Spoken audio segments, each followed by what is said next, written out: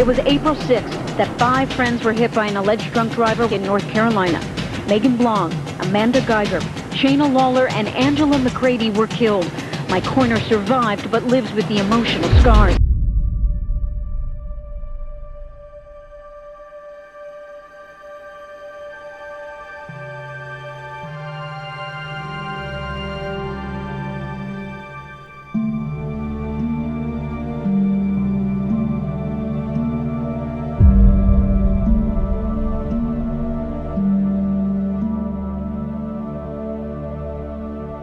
Megan, I think, was beyond her years. I think she was an old soul. She was always unbelievably full of life, always so positive, never had a negative thing to say about anyone or anything. I looked up to her so much throughout growing up, and it was great to follow in her footsteps, you know, in the family and also at school. Amanda was warm, loving individual who just wanted to experience everything that she possibly could in life. She was very artistic. She had taken several courses in photography. She went to, still in high school, she took 2 courses at the community college in photography and 1 here in Philadelphia. Angela was a very loving and caring person. She had a great sense of humor. She was always the life of the party.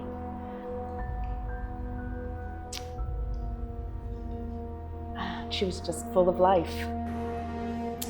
Yeah, it's sort of something you never forget. It was 9 o'clock in the morning, and I went to a school with about 28,000 people. And when the assistant to the dean of students comes and knocks on the door and interrupts, class, asking for you specifically, it's not for anything that's good. And immediately my hands started to shake and my stomach hurt, and you automatically I started flashing of what's going on, what happened, and said, you need to come with me. I was a resident assistant at the time, came up to me and said, something's happened, we have to go back to the dorm. I was thinking it was one of the students, and as we were walking across the field, I kept asking, so what's this about? And he said, you need to call home. At that point, I just remember running. I get a phone call in this little hotel room in Williamsburg, Virginia, and it's a New Jersey State Trooper saying that, is this Maggie Blong? And I said, yes. He goes, this is Trooper so-and-so from Red Lion Station in New Jersey, and your daughter, Megan, was killed in a car crash. Right away, my husband got on the phone and started calling the Lawlers and the hospitals, because we were praying that she was just hurt. He knew that there were 2 people that were deceased, but he didn't know who. So my husband continued to call, and when he couldn't get any answer from the Lawlers, the young man said, Mr. McGrady, maybe you should call the police department. So my husband did, and within 10 minutes, there were 2 police officers at my door, and they came in the house and told us.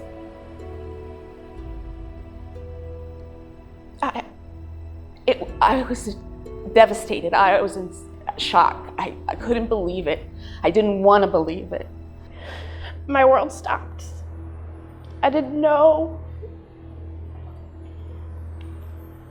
what we were going to do as a family. I don't know if I fully understood it at the time.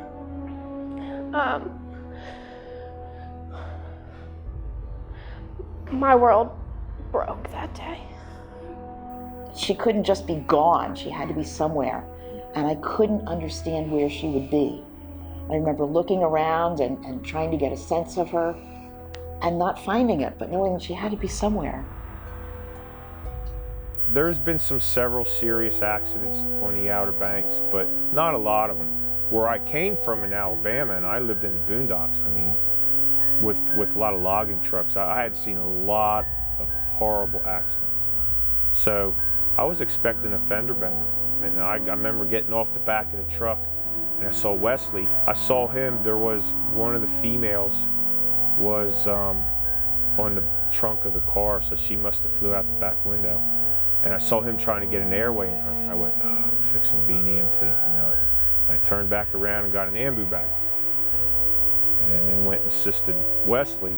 I gotta be honest with you, I think everybody was kind of shook. It's like, let me just grab some tools. That'd be the easiest thing to do for cutting them out and stuff.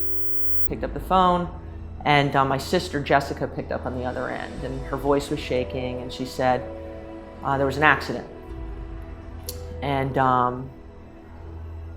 she said, I can't tell you too much. Shayna was hurt. I don't know the extent of it.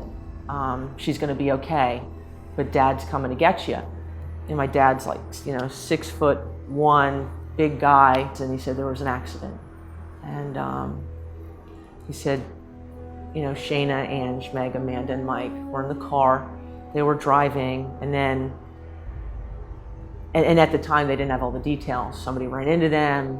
Shayna was ejected from the back of the, from the back of the car. And I said, what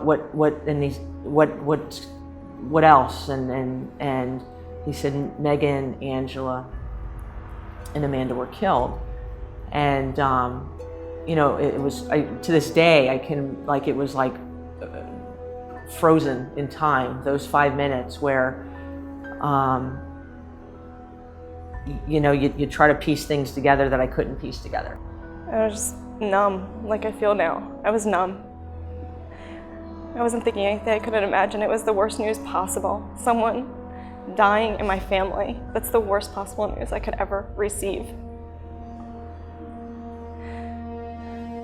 I had to book my own flight home. I had to get my own transportation to the airport.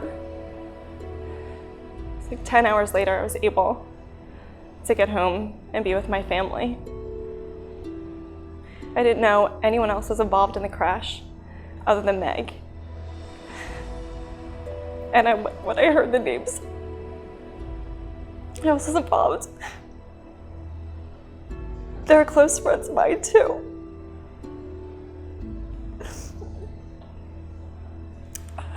It was just, it was just a nightmare. When this accident came about, and it was pretty bad. My instincts just took over, like any of us professional firefighters. You do what you got to do. How that affected my life, for me, was that one was the one. I guess that's the straw that broke the camel's back for me. I got to where I couldn't deal with death anymore. So what happened to me was, if you take a bowl and you fill it with water, it eventually overflows, and so that accident was the one that did that for me. And then I left like a month later, and I couldn't deal with death anymore. At that time, my son Jimmy was working at Shawnee High School. He was teaching there, and that's where Megan was. And he would take Megan to school every day. And he would say to me, Mom, I just cannot go back there. So that I felt that was taken from us too, because he loved education. It changes your life. You need to learn. You need to learn to go on, because it can either make you or break you. So it's made me a stronger person. Because it's not easy. It's never, ever easy. I don't care if it's 14 years, if it just happened, or 20 years from now. It's always there. Your life is never going to go back to where it was. You'll never be the person you used to be. But if you can learn to live with this new life, it makes things much easier. There's not a day that goes by that I don't think about them. And I've taught my children that you never drink and drive. It was during the trial, actually, that, obviously life had changed before that, but it was during the trial that I remember watching and observing Melissa Marvin. and listening to people, you know, from her past reflecting on who she was in high school and in college. And I remember thinking, she fell through the cracks. She wasn't identified. She wasn't helped. My thoughts were, this could have been so easily prevented. I don't believe she was a bad person. She didn't intend to kill somebody, but she made a decision that, because of that decision, some people did die, and it affected a lot of people. I mean, weeks or months waiting for the hearing, the loss of a child or just another person. You have to probably always should take into consideration, okay, how am I going to benefit or not benefit with this choice that I choose to make? I'd like to tell people that you need to stop and think about what you're doing. I can't stop people from drinking, but just don't think that you can drink and get in a vehicle and that you're not going to have some kind of consequence, that you're not going to hurt yourself, or you're not going to hurt someone else, or even kill them or kill yourself. You would think that you're working, things are going to be different, things are going to be better, and then you have the trial. Yes, she's found guilty. Yes, she was charged 70 years. Yes, we got justice. But it still didn't bring our daughters back. So we lost our daughters, and the Marvins lost their daughter.